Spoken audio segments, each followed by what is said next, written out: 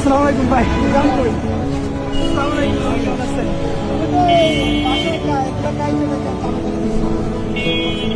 ওর সাথে একটা ছবি তুলে রাখি। বাবা, এই ক্লিক করো।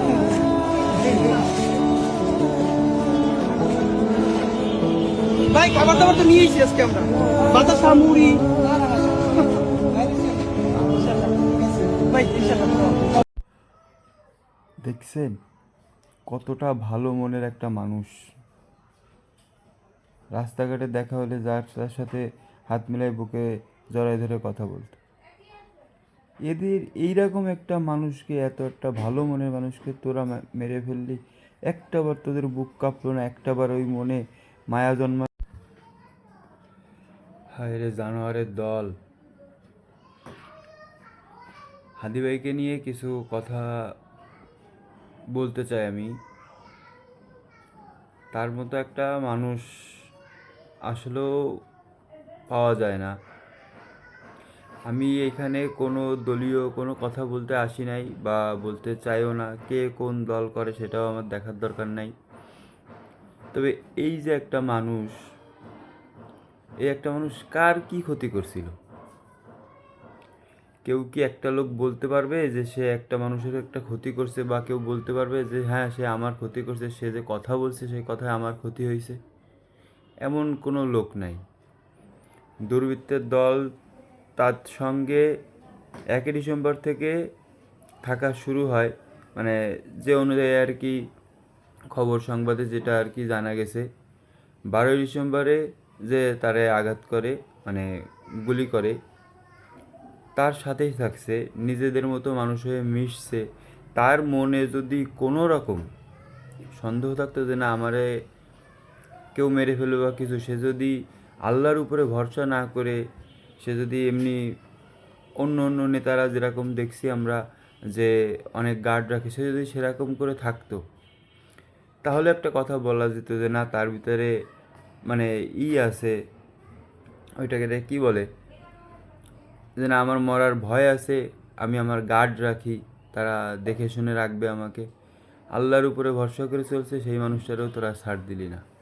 কি এমন ক্ষতি করেছিল? টাকাই কি এই দুনিয়ার সব? টাকা কি এই দুনিয়ার সব কিছু? জানোয়ারের দল, তোরা একটা জিনিস ভেবে দেখ যে আল্লাহ তাআলা যারে দুনিয়া থেকে সম্মান দিয়ে নিয়ে গেছে, তোরা তাকে সম্মান দিতে পারলি না। সে অনেক ভিডিওতে এরকম বলতো যে তার এরকম গুলি করা হবে, সে চায় যে সে এরকম একটা দল নিয়ে যাচ্ছে এই দেশের। সে তো কোনো ক্ষতি করে নাই, সে দেশের ভালো যেটা যেটা হচ্ছে আইনের কথা সেইগুলোই সে বলছে, খারাপ কোনো কথা সে বলে নাই। সে সবসময় বলতো যে এরকম একটা গুলি করবে, আমার বুকটা ছিদ্র হয়ে যাবে, আর সেরকমভাবে মৃত্যুটা তার হইল। তবে কাছের মানুষ হিসেবে তোরা এই কাজটা করলি। আসলে কি এই কাজগুলো ঠিক হয়েছে? একদমই ঠিক করিস নাই। হয়তো তোরা আজকে বাংলাদেশ থেকে অন্য দেশে চলে গেছিস, সেখান থেকে কেউ আনতে পারবে কি পারবে না, কিন্তু আল্লাহর হাত দিয়ে তোরা কীভাবে বাঁচবি? আল্লাহর হাত দিয়ে বাঁচার কি কোনো উপায় আছে তোদের? কোনো কিছু নাই। যে টাকা নিছিস কয় বছরই বা খাবি? সে বলতো যে যেন কোনো এক জুম্মার দিনে তার মৃত্যু হোক। দেখ যে সেই আল্লাহ তাআলা তার এই দুনিয়া থেকে সম্মান দিয়ে সেই জুম্মার দিনে তার গুলি লাগছে এবং তার পরের জুম্মায় এসে সে মৃত্যুবরণ করছে। শহীদের মৃত্যুদার আমি আল্লাহর কাছে দোয়া করি, আল্লাহ তারে শহীদের মৃত্যু দাও, তাকে জান্নাতের সর্বোচ্চ স্থান দান করো। কিন্তু কষ্ট লাগে কি, তার ওই ছেলেটা, পরিবার, সে কোনো দলীয় কোনো কথা বলতো কি না আমি সবগুলো ভিডিওতে ওরকম দেখি নাই। বলছে ঠিক আছে, কিন্তু সে তো এই দেশের কোনো ক্ষতি চাইতো না। দেশটাও তো তোদের, তোরা যে গুলি করে গেছিস, তোরা যে মারছিস, এই দেশেরই একটা সন্তান। তোরা এই দেশের সন্তানে এই দেশের সন্তানরাই গুলি করে চলে গেলি অন্য দেশে। এরকম এইসব কি বলবো, আসলেও খুব খারাপ লাগে। হাদি ভাই আপনারে কোনো দিন আর পাবো না, তবে দোয়া করি আপনাকে আল্লাহ জান্নাতে সর্বোচ্চ স্থান দান করুক। আল্লাহ আপনার পরিবারকে ধৈর্য করার সেই সমর্থনটুক দিক। যাতে পরিবারগুলো আপনার উপরে, আসলেও তাদেরও তো অনেক কষ্ট। আপনার আম্মা, ছোট একটা বাচ্চা,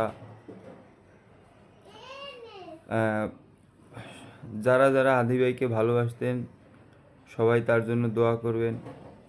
আমি দেখলাম অনেক ভিডিওতে অনেক হুজুররাও তাকে নিয়ে দোয়া মাহফিল করছে।